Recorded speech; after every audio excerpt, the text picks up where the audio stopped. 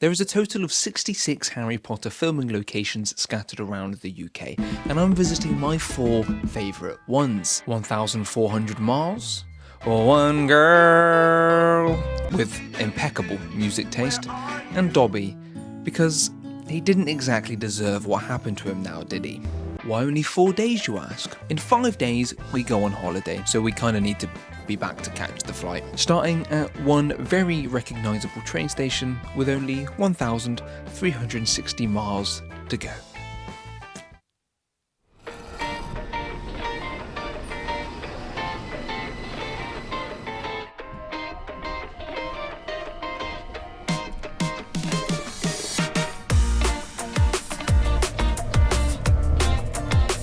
We are now approaching Cheam. Please mind the gap between the train and the platform. Thank you for the safety warning. So over the next 4 days, this little guy is going to have one hell of a journey to London, to Scotland, to Wales, all for the sake of showing him some fantastic views that he didn't get to see before his untimely death.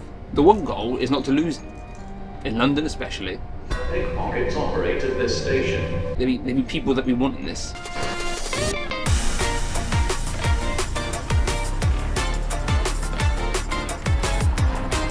Here we are, outside King's Cross. Dobby, King's Cross. King's Cross, Dobby. King's Cross, a place in the Harry Potter franchise that holds a position in everyone's heart, known as the train, the first stop from London to Hogwarts. The train comes in, the train goes out.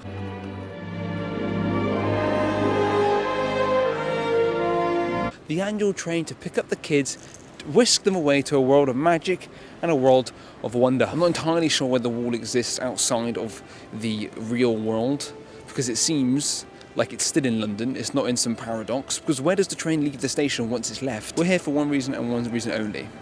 To show Dobby around, show him what he thinks of it, see if he loves it. That's the plan. The ranking system is based on MP, which is magic points. So if I'm happy, the MP score goes up. If I'm sad, like I'm experiencing a loss, like Dobby's gone, the MP points go down. So on the other side of the station, we saw a massive huddle of people and we were really confused as to why they were there. Down there is a platform 9 3/4 trolley with people getting what I would only describe as pictures taken. That's literally the only way to explain it. It's people taking pictures. I think I was just stoked at the whole premise of it, so I got a bit carried away. I really wasn't expecting this. It does make this place that much more magical, I will say. The magic level is off at the rating now. It's quite impressive. It feels liberating. It feels like this place has some respect for the Harry Potter world. So naturally, me and Dobby went to get a closer inspection and to see what was happening. And it's much cooler than you'd think. The luggage is going through the wall. You get your house scarves, and the staff are in regimented Hogwarts Express outfits. This is legit. This is the coolest thing ever. It's an hour and a half wait to get through a queue of 50 to 60 people. Someone do the averaging and the math on that, because that is an outstanding amount of time. That's true dedication to the Harry Potter arts. That is, quite frankly, it's magical. Right next to it is the platform 9 3/4 shop, and I'm fine with rampant capitalism, but the day's not about me. Dobby, do you want to go in? Sorry, what's that, mate? You want to go in? Yeah, oh, mate. Hey, if you want to go in, of course we'll go in. No worries. This shop is the stuff. This shop is the real fine dining options for those Harry Potter fans, I'm telling you. Except for we found these plushies of Dobby. What are these? What are these abominations? Look at the eyes. Why Dobby doesn't look like that? What the fuck?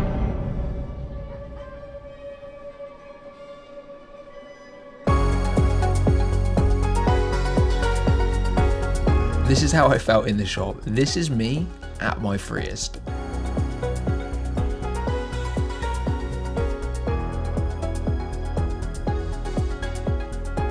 This place is the bee's knees. I love it. The shop's impressive and it's pretty magical. You saw the big chocolate frog, right? It's cool. But for £20 for a single pair of Gryffindor socks? Even I'm turning my back on that.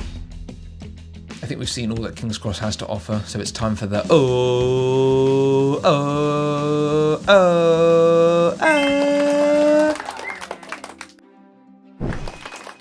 King's Cross Station is a staple in Harry Potter and the Philosopher's Stone because it really begins to staple the world and the magicalness of the world around us. We have a platform between 9 and 10 called Platform 9 and 3/4. You ask yourself, why isn't it Platform 9.5? Well, that's because, quite simply, it didn't sound as good. The movie itself is clean, it's fresh, it really invites you into an adventure of a lifetime, an adventure of a decade, and therefore I have little complaints on the movie itself. But I have complaints on the genre of the movie. Now, I quite like my Harry Potters the way of Harry Potter and the Prisoner of Azkaban, Harry Potter and the Goblet of Fire. I like my Harry Potters fierce, dangerous, as does Dobby, a bit gritty and a bit dark. That's the way I like it. And I understand it's a film where the kids are 10 and 11, therefore we can't really make the stakes that high. We can't really do much, but that is my opinion. A good movie, a family adventure, but not dark enough for my needs. So, me and Dobby concurrently have decided together that Harry Potter and the Philosopher's Stone, on the magical review scale of 1 magic to 10 magic, stands at quite a solid 6 out of 10.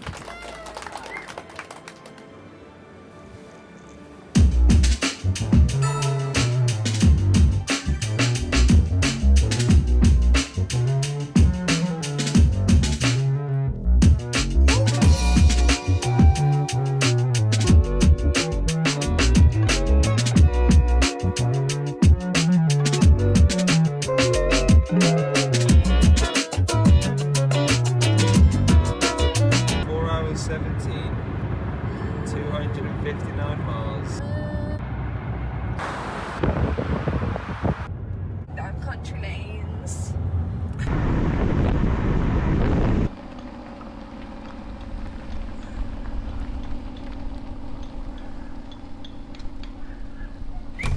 Suddenly, the world I used to know, I see it differently. You woke me from a dream, now here's reality.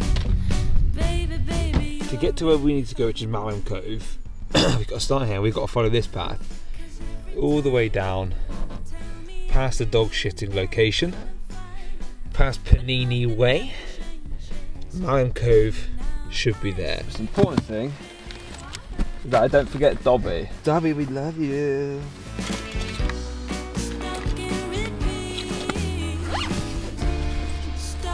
Lengthwise, couple meters. Remember this map when the plan inevitably fails. Breaking my heart. How could I know? And if it goes anything by how happy these guys are to see it, we're for one hell of a ride. Because they are buzzing. I thought a little good place to put him would be just little here. That way, he's warm, he's protected, but he also has the vision to see absolutely everything that's going on. Straight away we're met with the lovely little town of Malham. It's got its own cute pub, it's got its own cute church, it's got its own cute little stream. If we're basing it off that alone, it's a 7 to begin with. The walk to Malham Cove was signposted by these really cute golden circles. I'm pretty sure Malham Town Council knew exactly what they were doing. The walk was really simple and it gave us some time to speak to the residents. Have you seen Harry Potter? I heard he's been around these parts. Right now, behind us, is Malham Cove. Malham Cove is only featured in 1 movie, Deathly Hallows, Part 1. You with me, Dobby? Deathly Hallows, repeat, Part 1. Good man. And it's only featured for 5 minutes. It's that iconic scene where Harry and Ron, they dance.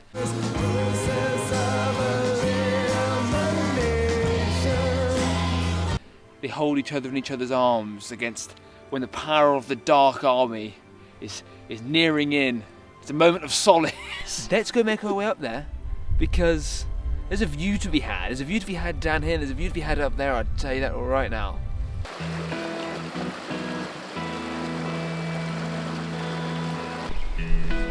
Oh, look at the people up there.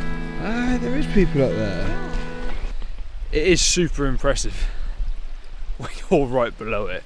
But it's also kind of creepy. There's dead trees everywhere.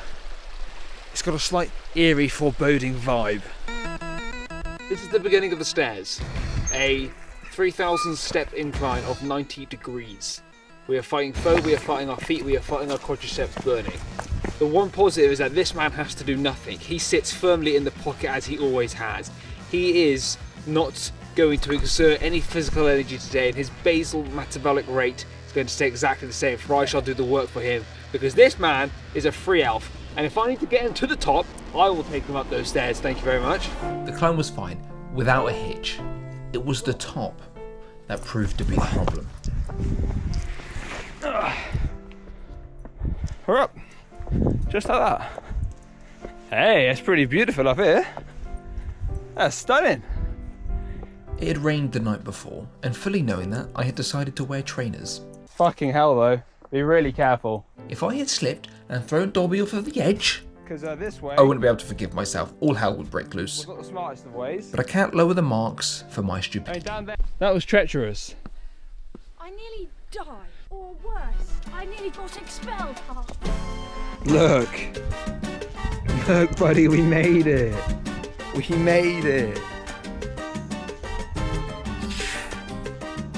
So at the top, don't get me wrong, it's pretty stunning. I'm going to give it that. It's pretty resoundingly beautiful.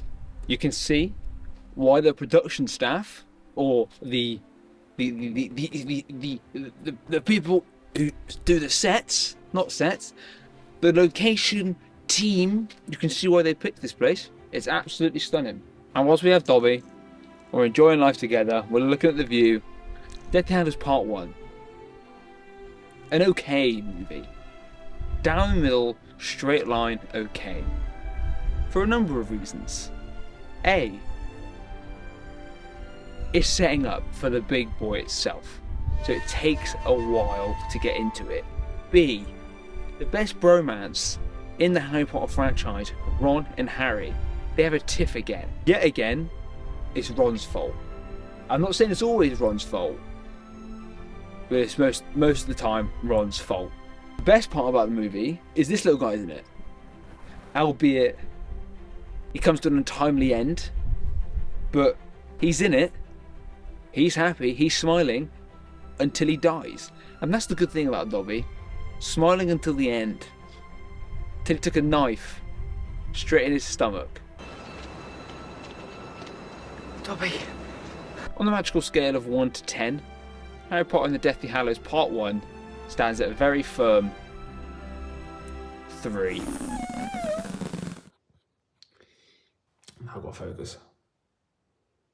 Yes.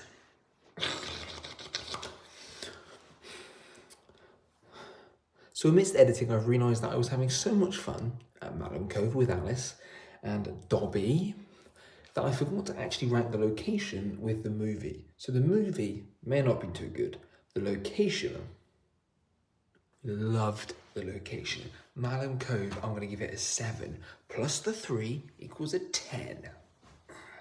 Back into the fucking video. Location number 3. What the?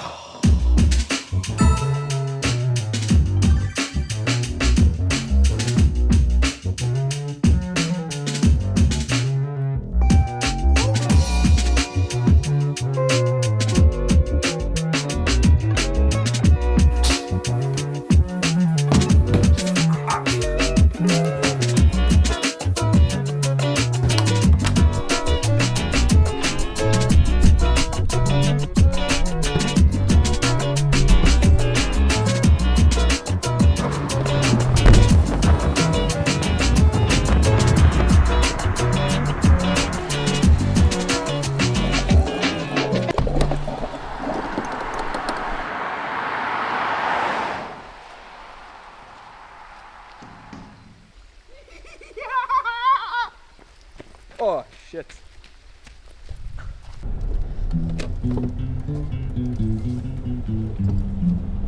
We've just been told that the train is actually coming.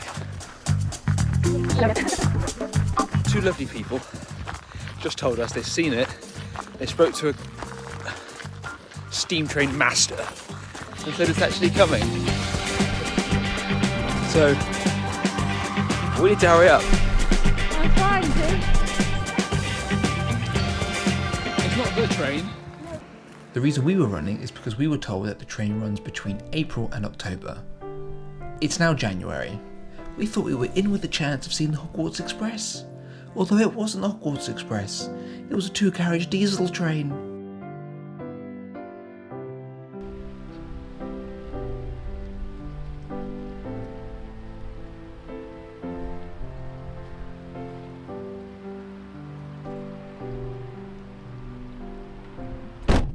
Now, Glenfinnan doesn't really have a walk to it, but I've got some bad news I've got to share with you all. It might damage you as much as it's damaging me internally. Do not take it lightly. Devastated with the word I use.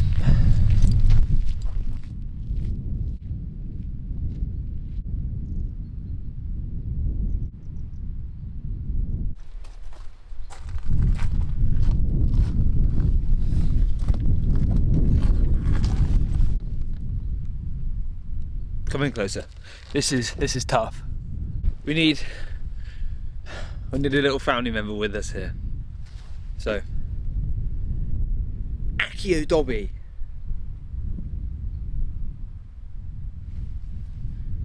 Yeah, that's kind of the issue. I left Dobby somewhere. I can't remember where. It could have got lost in the darkness of Scotland, the multiple service stations we went to. It's difficult for me to discuss because it's still fresh and raw, but he's somewhere. Hope he's having a good life, but yeah, having a good life with us. Now you may have to bear with me, this may be a lot to get through. It may be really difficult for me to get through. Here we are at Glenfinnan Viaduct, the base of Glenfinnan Viaduct. I know that if Dobby was here he would have loved it already.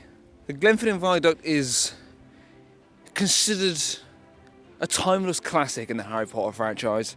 It's used throughout most of the films, most notably for Harry Potter and the Chamber of Secrets. God, I know Dobby would have loved this fact. In the scene where Harry and Ron, in their Muggle vehicle, their Ford Anglia, they take off.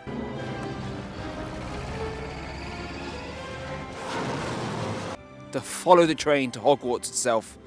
And they fly over Glenfinnan Viaduct, the train closely behind them on hot pursuit. But it is not until Harry falls out of the Ford Anglia that danger is only seconds away. Harry! Danger's close, death is close, it's imminent. But they survive because of something called main character syndrome. We're going to climb all the way up there, or all the way over there, on that side, and we're going to hope that takes our breath away. Something Dobby, God rest his soul, would have absolutely loved. For those of you asking what a viaduct is, I too was asking this question. A viaduct. Countable noun. A viaduct is a long, high bridge that carries a road or a railway across a valley. Example, there's a railway viaduct a tad northwest of town. Don't say you don't learn things. If we're not mistaken, there should be a train that goes over our very heads in a minute. I want to wait for the train! I want to wait for the train! It is now 12 o'clock on the dot. So we're planning to wait For a train. for a train. Moaning in your sleep every night. I'll complain to the train company. In Dobby's memory, goddammit, in Dobby's memory, this was meant to come. He would have loved this. We've been waiting for an hour at this point. I know. So we thought it was time to back up. We've just seen Harry Potter stands with the wands out, ready. I gave them nothing but love. I said all this before I realised that they weren't English and therefore had no clue what I was saying. I do know, however, that one of them was a traitor. Except for one of them was wielding a Voldemort wand. Voldemort! Anyway, we've got our own Harry Potter goat right here. Or I do the Bellatrix Lestrange method, which is... Don't kill Cedric. Who's Cedric? Your boyfriend? He didn't die in vain. But you will, because you're wrong. Harry's heart did beat for us. For all of us. And it's not over. Good for you, go.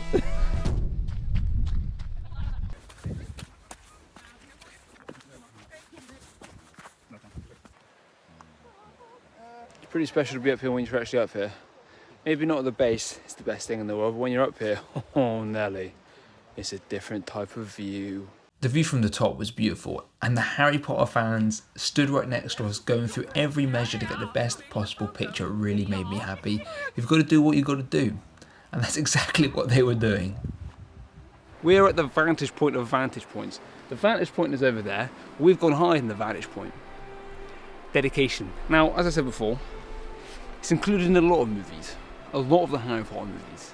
A good 4 or 5 out of 8 of them. It's over half. We're here to talk about one in particular. Harry Potter and the Chamber of Secrets. A good movie. When I was young, actually my favourite Harry Potter movie for its... I want to say, for the fact that I could relate to the gang. I didn't necessarily get brought up with magic, and my parents, thankfully, were alive. But it was a film I feel like I could hang on to and really instill myself into the gang and into Hogwarts itself. There is not a point in that movie where it isn't a spectacle to behold. I can't say I didn't like it. You couldn't say it wasn't good. So for us to be here, with one of the titular scenes of the movie set and taken place, it's a hell of a privilege on the magical scale. Harry Potter and the Chamber of Secrets. 8 out of 10. And to that, huzzah.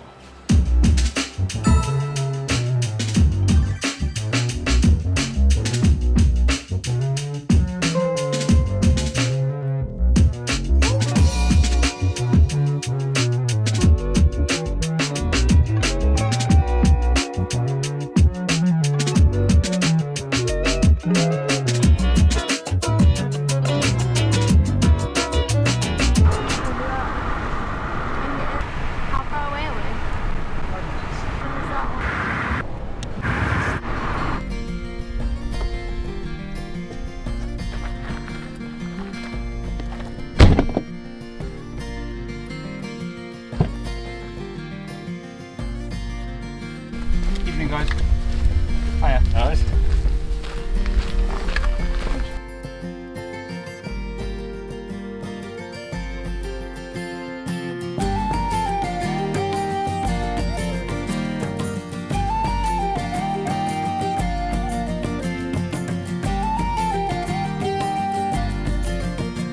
I feel like I can say with certainty that out of all the places that we've been to so far, this just might take my breath away as the best.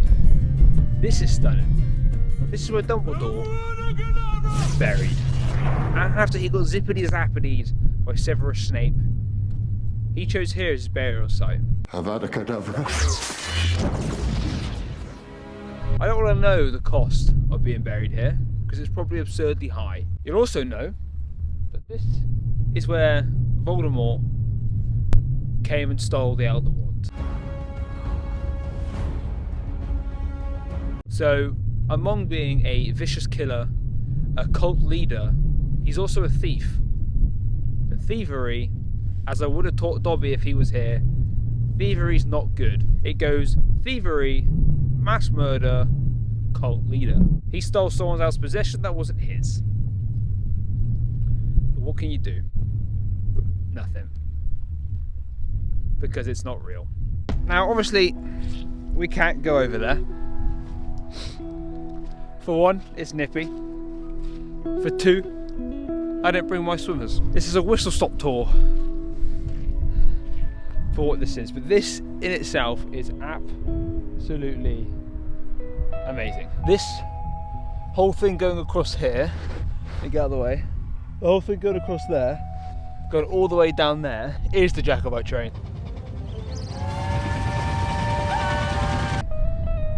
Because Glenfiddich Viaduct, which we were at earlier, is only like 10 minutes down the road.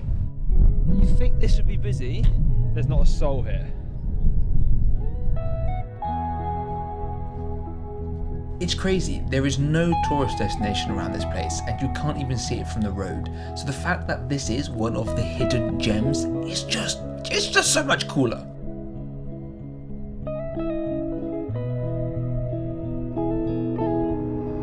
We've already done Harry Potter and the Deathly Hallows Part 1, so I feel it a crime to do it again.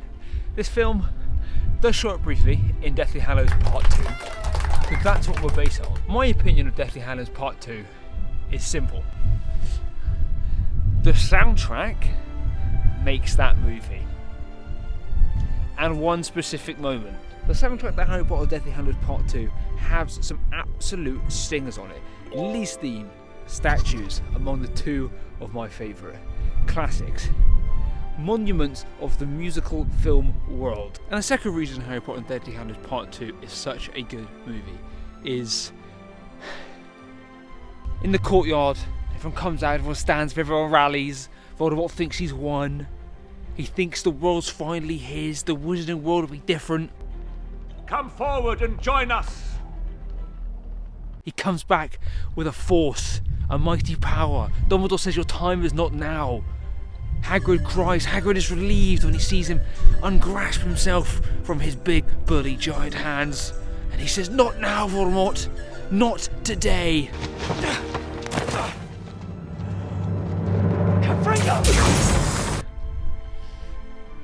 So on the magical score, and for this being the best place I've seen so far, it gets a 9 out of 10.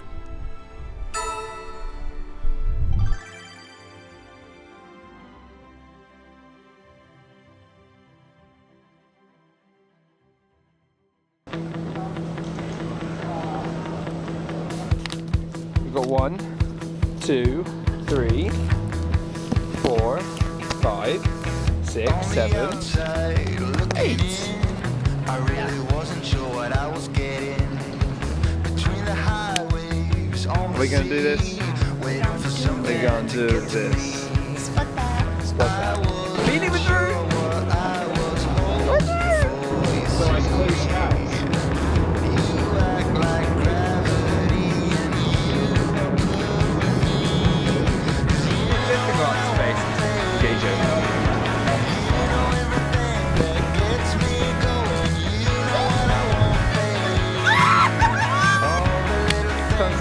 I'm not sure. You know what I want, babe. And you know it all before I do it. Oh my